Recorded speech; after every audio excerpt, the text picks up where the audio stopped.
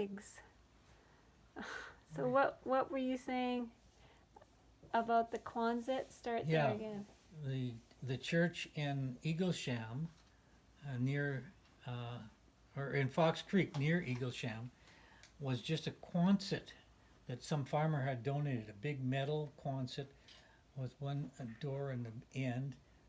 And for heat, they had built a drum stove, a big central heating stove made out of a metal drum, and they'd load that up with wood and get it going an hour, hour and a half to heat the building in the winter. And then as it got hotter and hotter, people would have to move away from the stove. But as the service went on, it would cool down. They would try and throw another log or something on, but people would move back toward the stove to keep warm. And it was a multi-service building because the youth used to meet in the evenings, but there was a power box on the end of that building where they brought in power, and that was a development in the Peace River district when we were there. Arriving, there was no power and no gas, but they started to bring in the power, and they put a box on the end of that building, brought the wires in, but somehow there was a loose connection or a ground wire that we discovered we could grab a hold of. Were you in the youth group? Yeah. And the first person who grabbed a hold of it didn't get much of a jolt. It was just a little buzz. But if the next person grabbed them, they would get a bigger jolt. And then another one, and another one. If you were 5 or 6 down the row, you knew if you dared to grab their hand, you're going to get lifted right off the ground. That was our amusement. That was our activities for youth group. Probably mostly the boys, Oh, sure. but we try to get the girls in the chain somewhere. That's awesome. So those were the good old days of youth groups in a quonset Well, hut. you were a teenager at the time. I was 12 when I went there and 16 when I left. Okay. So, So that would have been in the 50s, 60s. right. Yeah, and it was a mission point. It was really an adventure. Dad was growing his own food. He had a cow, he had pigs, he had chickens, and he had to get all the feed ready for those animals for the winter. We cut wood for the fire because there was no gas in the country, so you burned wood, and the men got together and went out in the bush and pulled out dead wood and cut it up, hauled it into the different farm places, and Dad did some of that work with them. He always worked with the farmers and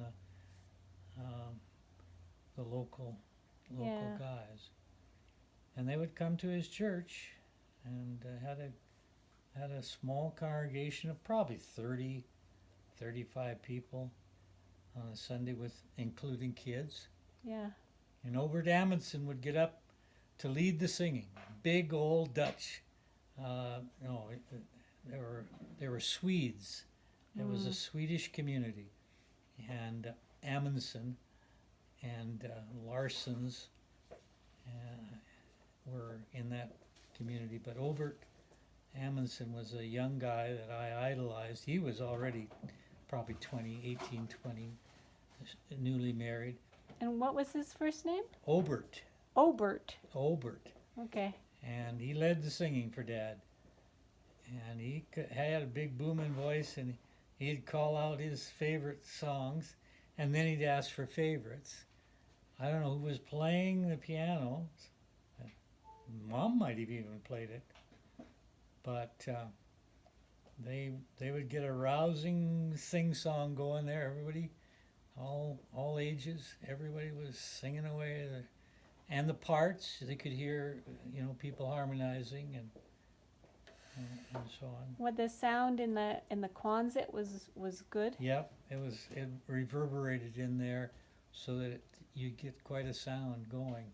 Yeah. If you had a good crowd, and no television. There was some radio, very limited programming that you could get way up in the Peace River District. So this was an event. Every church service, every youth group or whatever was really the highlight of the week, and people looked forward to that and gathered for it. We were pretty well out of the horse age, but there were still a few people that would ride bareback horse into the services, tie up the horse. We had kids that rode horses to school, especially in the winter. The horse would keep them warm because they could come for 5-6 miles away, riding on their horse. They'd tie it up in the barn and feed it in the school barn, and then I'd jump on the horse and ride home after that. Those are the older guys, particularly. There was one guy that had a sleigh that his parents had gotten somewhere, that a one-horse sleigh. Oh, cool. And he would bring that horse, tie it up in the barn, but he would ride in this sleigh because it was covered in, and you didn't get the wind and the cold buffeting you as you were traveling back and forth to school. It was really an experience for me to have those primitive conditions and survive them, and watch Dad help us survive by his, sheer will and muscle power. Of course, he was raised on the farm. He was a dairy farmer, and that was in his background. So he was at home Right. with the animals and trying to survive in a subsistence Yeah. situation. Time.